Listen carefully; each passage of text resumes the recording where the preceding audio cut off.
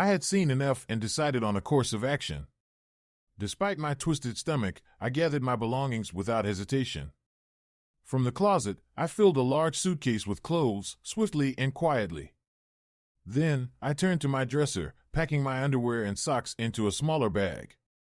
As I was collecting my socks, I heard Janet's shocked cry.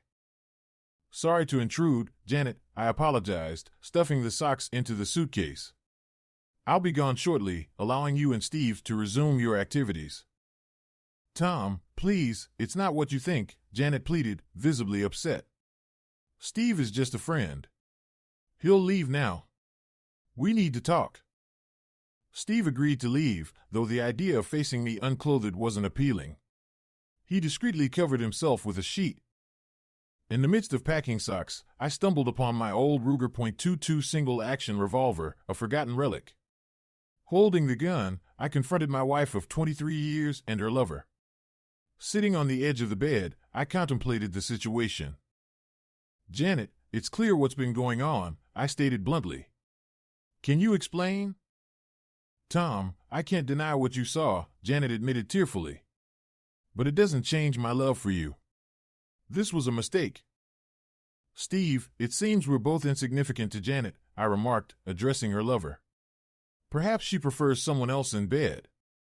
"Please, Tom, let's talk without involving Steve," Janet implored. "Put the gun down."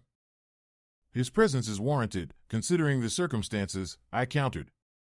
"You both seem quite intimate, Janet." Their dialogue continued, marked by tension and admissions, while I contemplated the next steps in this messy situation. Janet was crying uncontrollably, and Steve looked uncomfortable. I placed the gun near Janet and stood up. Briefly, I entertained the thought of using the revolver on myself, but I dismissed it quickly. A .22 wouldn't do much damage, and I had no intention of harming Janet. As for Steve, what good would it do me? I realized the situation wasn't as dire as it seemed. As I finished packing my bags, I heard the distinct sound of a dry fire, the firing pin hitting an empty chamber. I always kept the firing pin on an empty chamber for safety. Then, I heard the sound of the hammer being pulled back. Without looking back, I hurried towards the doorway. Just as I turned, I felt something hit my forehead, causing pain and dizziness. Despite the injury, I managed to make my way downstairs. Struggling to open the front door due to my bloody hand, I finally escaped to my car and drove away. Using socks to wipe the blood from my eyes, I headed to the hospital. Thankfully, the gunshot wound wasn't severe, but the time in the emergency room was agonizing. The police were called, and I had to recount the events leading up to the shooting. I explained finding my wife and accountant together, my brief consideration of suicide, and my attempt to leave. "Mr. Moore, do you suspect your wife of shooting you?" the officer asked. "I didn't see who fired the shot, but I can narrow down the suspects for you," I replied sarcastically. "Beyond that, it's up to you. Imagine discovering your wife of 23 years is having an affair with your accountant and then being asked if she might shoot you. Suddenly, you realize you don't know who she is anymore or what she might do. To answer your question, sadly, I think it's a real possibility," I confessed. I remained in the emergency room, wondering why. My head was stitched up, the bleeding long stopped. I noticed the doctor showing my chart to another colleague, probably questioning my sanity.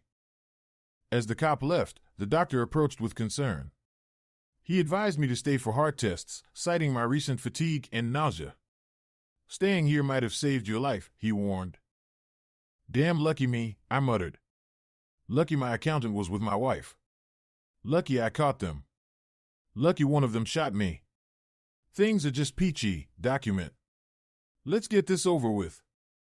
The head wound was bearable compared to the quadruple bypass surgery days later. Janet tried to visit, but I refused. Thankfully, my kids were there for me. TJ flew in, and Jillian stayed by my side during the surgery. Never enter a hospital without trusted company. Even Janet's parents visited. Everyone insisted I talk to Janet about the situation. Reluctantly, I agreed, on the condition that our kids and their parents were present. Janet looked awful, which oddly satisfied me. Seated with the kids beside me, Janet across, and her parents nearby, Janet began with naive questions. "How could you suggest I shot you?" she protested. "I love you." Jillian intervened, expressing what I felt. "You betrayed Dad. He didn't think you capable of that. He needed love, not stress. You're a cheating wife." Janet objected to Jillian's tone, but I wondered why she didn't understand without asking. "That's something you should have thought about before betraying your husband." Janet's mother snapped. "You haven't earned your daughter's respect. Don't act like you're above reproach after what you've done." Janet was taken aback by her mother's harsh words. She likely expected support or, at the very least, neutrality. "I made a terrible mistake. It happened once, and Tom caught me. I'm ashamed and mortified," Janet pleaded. "But it doesn't mean I don't love Tom with all my heart. I want to make things right." Is this some kind of family confession now?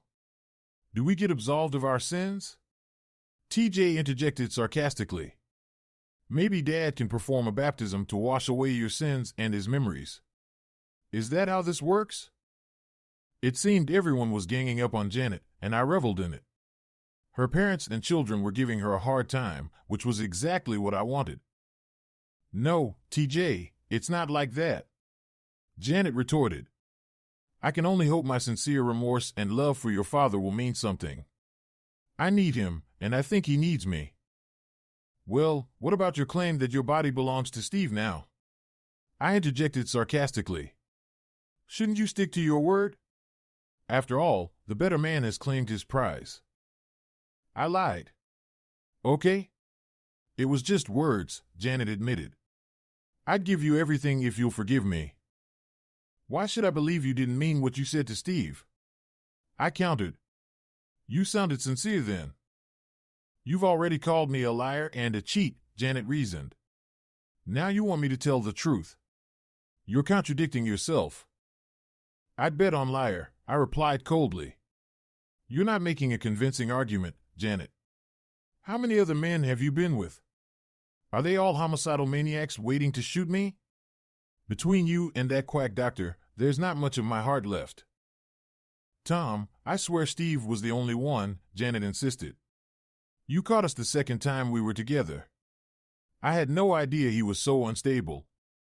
He freaked out when you pulled the gun, and grabbing it was a stupid move on his part." "Well, forgive me for not having the damn instruction manual on how to handle catching your wife in bed with another man. I had no clue what to do. Why didn't we discuss this possibility earlier? Did you always know you were going to cheat? What was your plan for when I found out?" I demanded angrily. "I never thought it would happen, but if there's ever a next time, just shoot me," Janet replied. "That would be better than this nightmare. My own family doesn't respect me, and the man I love despises me. I nearly got you killed. A bullet in my head would have been kinder, though I deserve to suffer." There was a moment of silence. None of us fully grasped the toll this was taking on Janet. Her life had turned into a living hell, which oddly satisfied me. "I don't think there's anything more to say," I finally spoke up. "I'm divorcing you, Janet. I have no choice. I'll determine the terms, and you'll need a good lawyer. Mine will be in touch. The kids have found apartments for me to look at, and our first appointment is soon. You've broken my heart, Janet, and it can't be fixed. Goodbye." Janet bowed her head and cried. Her parents escorted us to the door without a word. It was a complete mess. Funny how life works. If I hadn't been shot and gone to the hospital, I would have been dead within weeks, they told me. In a way, Janet's infidelity probably saved my life. Still, I couldn't shake the feeling that it was the worst thing that ever happened to me. Fortunately, I had a good job and insurance. Janet's part-time job wouldn't sustain her. My lawyer proposed an unfair settlement, which she surprisingly accepted against her lawyer's advice. We had a mortgage she couldn't afford, and I got most of the savings and stocks. No alimony for her. It seemed impossible for her to manage. Then luck struck again. I won the lottery. Keeping it secret, I fantasized about what I could do with the money. Over time, my loneliness grew, and the joy of holding that winning ticket faded. Money wasn't the issue, especially since I'd soon be single. I took a week off to go fly fishing on the Delaware River, spending most daylight hours fishing and pondering. At night, I'd drink beer and reflect. By the week's end, I had a plan. On Sunday evening, Janet's parents came to my apartment, sworn to secrecy. "Bill, I have a favor to ask," I began. "And if you can't grant it, please promise to keep what I'm about to tell you confidential." "I'll do my best, Tom, as long as it's not a matter of life and death," replied Bill. "I won the lottery a couple of months ago. It's just over $4 million if taken in annuity," I revealed. "That's wonderful news, Tom. Congratulations. What do you need from us? Are you asking us not to tell Janet?" Bill's excitement faded. "Yes, Bill. She must never know I bought that ticket," I insisted. "Tom, this puts us in a tough spot," Doris, my mother-in-law, chimed in. "Not really, Doris. I want you to tell Janet that you bought the ticket and split it between her and the kids. Each gets a third. Just never reveal I bought it. It'll help them out and ease some of Janet's burden," I explained. Doris teared up, and Bill cleared his throat, looking out the window. Their emotional response reassured me. "We'd be happy to go along with your plan," Bill said with a smile. "Janet's been struggling, trying to keep up with the mortgage. She knows she messed up big time, and it's not about the money." Bill's straightforwardness was refreshing. He and Doris had been hurt by Janet's actions almost as much as I had.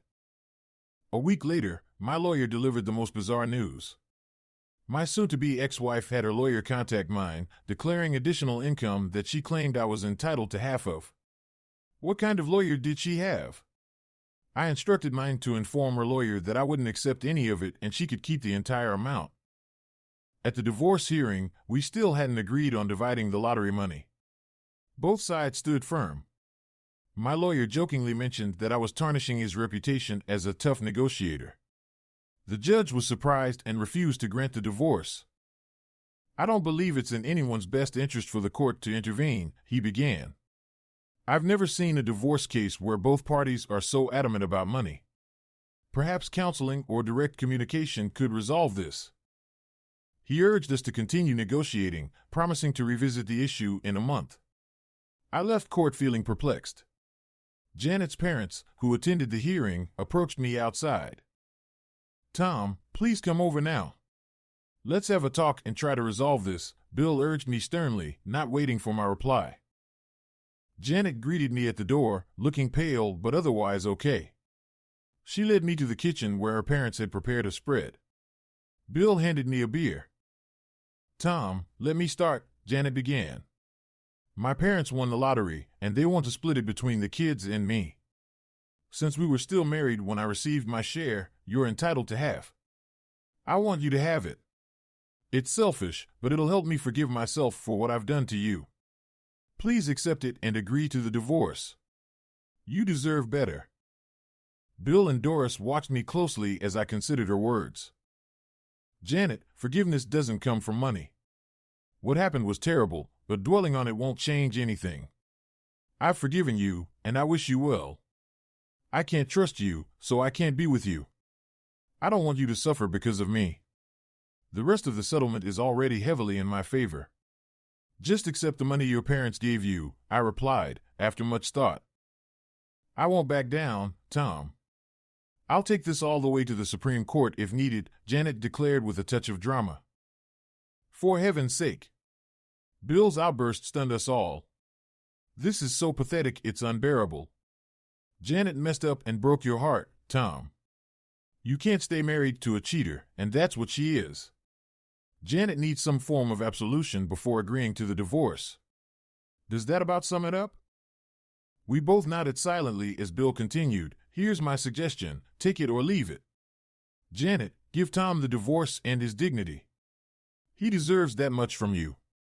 Tom, after the divorce, move back into the house and do whatever you damn well please with Janet. Treat her however you want. She needs your support, and you're still in love with her. Trust might take a while, if ever." Janet, if Tom is foolish enough to move back in and be intimate with you, will you commit to being faithful?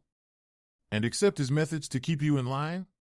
You seem to need a firm hand, Bill added. Dad, I'd agree to anything if it means Tom will come back to me. I promise, Tom, you won't regret it, Janet pleaded fervently. There it was. Bill's unconventional solution laid out. I'd get my divorce and dignity back, while Janet would have a chance to redeem herself. It sounded absurd, and I knew it was a crazy idea. But as Janet burst into tears, I couldn't help but smile and shake Bill's hand. Story 2. Richard Villanova was the epitome of success in our town. Handsome, muscular, and charismatic, he was the envy of every man and the desire of every woman. As the owner of a thriving business, he employed a significant portion of the town's population. Married to Vanessa, the most beautiful woman in the county, and the mother of twin girls, Richard seemed to have it all at just 35 years old. Vanessa, originally from a lower-class background, had seamlessly adapted to the affluent lifestyle Richard provided. Their marriage was the talk of the town, with Vanessa admired for her dedication to charity work and community service. She basked in the attention and adoration that came with being Richard's wife. Each year, the town honored a Woman of the Year at a prestigious banquet dinner, and this year, Vanessa was the well-deserved recipient. Her tireless efforts in church activities, fundraising, and community engagement had earned her the admiration of all, further bolstered by her association with Richard. At the banquet, surrounded by friends and neighbors, my wife and I relished the sense of camaraderie and warmth that small-town life offered. We reveled in the delicious food, fine wine, and the genuine care that everyone showed for each other. As Richard took the stage, his commanding presence and genuine humility earned him a standing ovation. He was a pillar of the community, revered like a celebrity or sports star. We all leaned in attentively as he expressed his gratitude and prepared to announce the Woman of the Year. With Vanessa by his side, Richard's affectionate gesture drew applause from the audience. But as he gazed at the presentation on the large screen, a shift in the atmosphere hinted at something unexpected about to unfold. Richard controlled the slideshow with precision, each image evoking a collective sigh of admiration from the audience. Their wedding photo elicited audible romantic sighs, followed by tender murmurs as images of their twin daughters appeared. As Richard spoke, his words imbued each image with life, and even I found myself moved by the sentimental journey through their memories. With each snapshot, Richard painted a vivid picture of Vanessa's contributions to the community over the past year, from glamorous social events at the country club to humble acts of charity. Pausing on a photo of Vanessa at the country club, Richard's heartfelt tribute to his wife elicited envy from the women in the audience and silent admiration from the men. The images continued, showcasing Vanessa's multifaceted role as a school board member, choir singer, and dedicated volunteer at various community events. Richard's introduction of important people in Vanessa's life added a personal touch to the presentation. Applause filled the room as he acknowledged her daughters, parents, and colleagues, including John Benson, her boss at Trident Industries. Despite the lukewarm response to John's acknowledgement, Richard's pride in his wife's accomplishments was evident. With his arm around Vanessa, Richard exuded warmth and affection, embodying the image of the perfect couple. His declaration of love for the community and commitment to charitable endeavors resonated with the audience, setting the stage for a revelation that would shatter the evening's tranquility.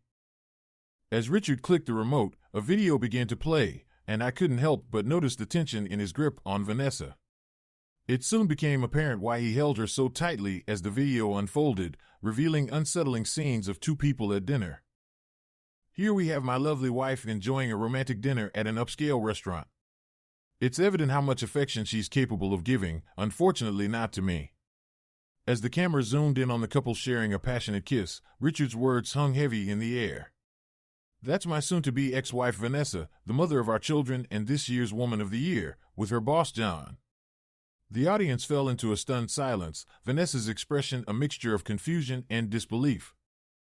Moving on, Richard narrated the next scene, displaying John and Vanessa in various intimate moments. Now we see John and Vanessa at a bar, openly displaying their affection. And here they are again, getting rather cozy.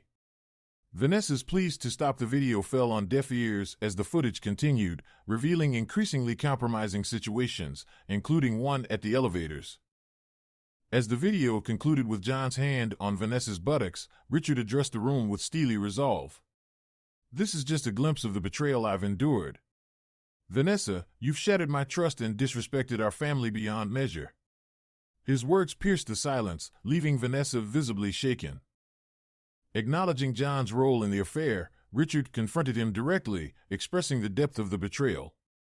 Turning to the audience, he unveiled the truth behind Vanessa's facade, showcasing more incriminating footage. The room was filled with gasps and disbelief as the reality of the situation sunk in. With a mix of sorrow and determination, Richard delivered the final blow, presenting Vanessa with divorce papers instead of the Woman of the Year award.